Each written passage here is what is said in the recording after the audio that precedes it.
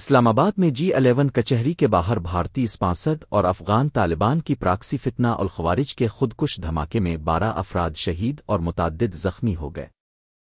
ذرائع کے مطابق دھماکے کی جگہ سے مبینہ خودکش حملہ آور کا سر بھی مل گیا۔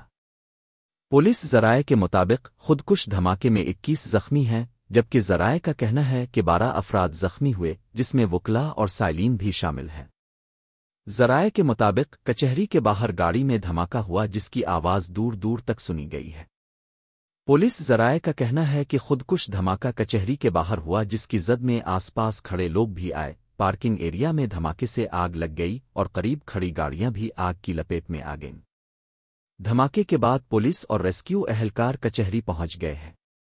دھماکے کے بعد کچہری کی عمارت خالی کرا لی گئی ہے۔ وکلاء، ججز اور سائلین کو کچہری سے بھیج دیا گیا ہے، جبکہ جوڈیشل کمپلیکس کے عقبی حصے میں موجود شہریوں اور وکلاء کو نکال دیا گیا ہے۔